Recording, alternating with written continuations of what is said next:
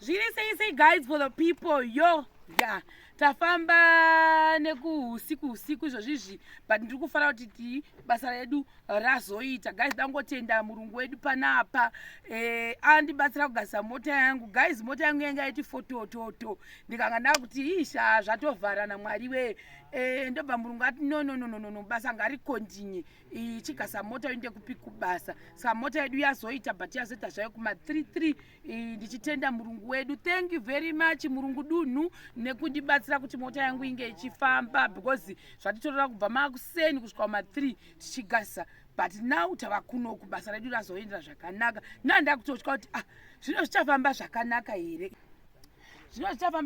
here zvino mota izvoda kuti nonodza because tada kuya kunoku navazhou avo vari uku ava nditi right dada kuya kunoku navazhou ndakutora behind because ndida kuti zvinhu zvangu zvinyatsobuda according zvandiri kuda.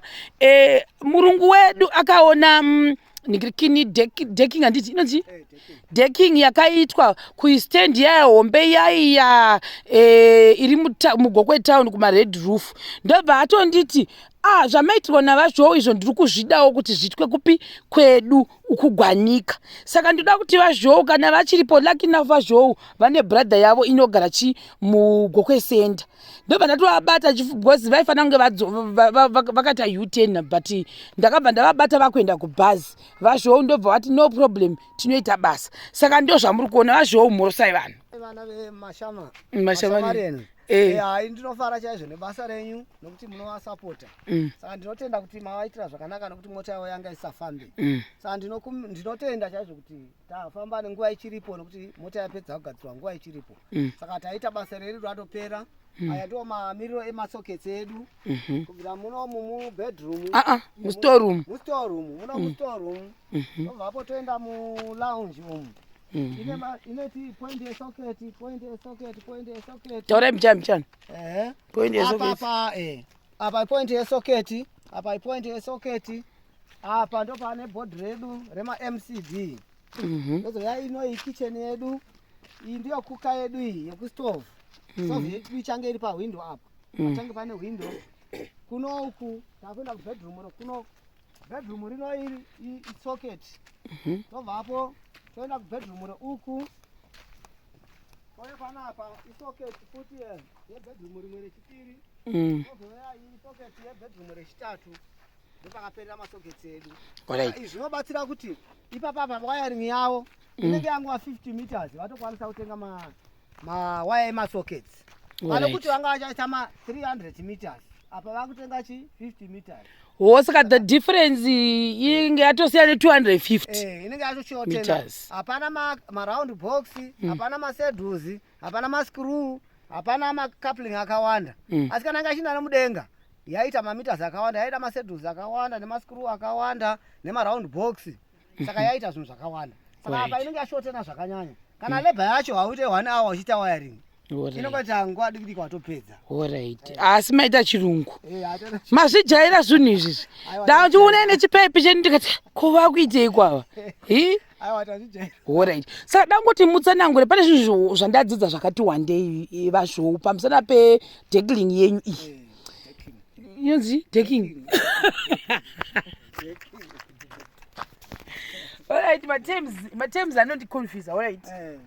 Babatanya variko kumashure ukoko saka zvinoitawo mwari vaifanira kunge vatanga kudira slabbing nhasi ndobva ndavabatawo foni yavo yakaita rikati chimbomirai kudira slabbing tiwechi pachiitwa zvedecking iyoyo totenda mwari kuti vatinzwisisawo dhori dhei razongoenda vakangomira vasingashandi but mama clients what we will do is tichavabvunza muri kuda here kuti imba yenyu itwe sezvizvi kana kuti moda yenyu kuti izoitwa zvechubhing yadi yapamusoro. Zvinhu izvi guys for the people ndoda kuzvitenda. Munhu wandotenda ndivazhou pataiita zveimba yemusigokwe center ndo munhu ainyanya kutipa maadvice mamwe atisingazivi ende tinoda kuzvitenda zvino kuti izvi maclients edu mamwe akutoona different method ini ndasingaizivi nani chandisingazivi handizivi handiri kureva nhema. Saka ndo zvipo panapa. Then I also learned kuti alright zvinhu zvemagetsi wati zvavari kutaura izvi kazhinji kacho vanotiza pane mvura nemahwindo nemadhoo this is something new to me. I'm not an electrician, so who am I to say ndinoziva? Saka ava ndo zvavanenge vachiita zvose izvozvo tikutodzidza. Saka konezvimanje but inini manje vasati vaita izvozvo neni ndakavhurawo plan yangu, ndakavhura plan yangu ndichibvunza kuti why machuza apa because ndida kuhwisisa. Hamozvona vanogona kuexplain kuti ndachuza apa because of this and this, tabvisa apa because of this and this, which is something good handiti. Saka tichitsvakirai mabasa tinzwe, taurai apapo mabasa ngawanda. Aiwa isinoita kuti unasisa shema nokuti zvatakuita izva ndo zvava zvechirungu. Imba hitsve, magetsi ane moto akawanda anenge aenda nepasi. Saka mudenga mumapuranga amalaisi akashoma plus cheap labor nematerial inenge iri shoma shoma. Saka zvinoita kuti kuna asisi shema vachaita kuti zvinhu zvese zvizochinja. Asi makapedzera kuya kugoko rini? Kutotanga kuya. Mamuchisera kuti kugoko makanakukora mamusi. Aiwa ndasikazi. Oh, ndaikoti hayi ndokuti goko zangu takamita growth point. Patakasvika nemi tikaenda nemi kumashopu makaonei? Ndakatoshamisika ndati zvainenge yatoda kupfuura kado. Vakati vaenda kumabhazi vakamabhazi akaita laini baba. Kuita laini apo. Vaeni babatano yamtauri. Ini nasa ngotambi guys ndakanyana ndakutodzoka na vazvova kuda kutokwira bhazi guys tangotenda guys ndakutenda netime yavo va sacrifice ingade vatosvika kuHarare nhasi bandoda kuzvitenda. So now toda kuti tikadzokera nawo tunovasiya kumabhazi avo vada kuti manheri anditi kune mabhazi emanheri kunoku guys 24/7 mabhazi anenge achingongenga babatana tawaitii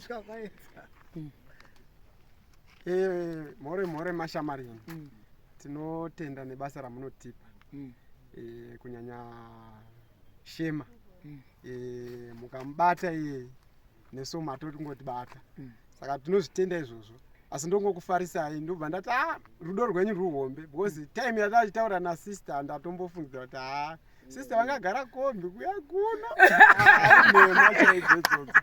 but zvangozoita fani ndikazova kuti moti yangu izvezvi yatopera kugadzikwa vachindifonera vachitaura nezve bimpranga paya ndatohwa vachitoti richeke zvakanaka apo varitotaura neni apo ndikatoziva kuti allright harida kutopinda mota saka ndinoti murungu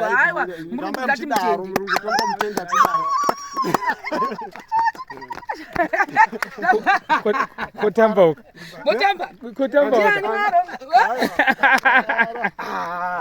iye tafara oimba orangarira tafara oya oye oimba orangarira tafara oya oye oimba orangarira tafara oya oye oimba orangarira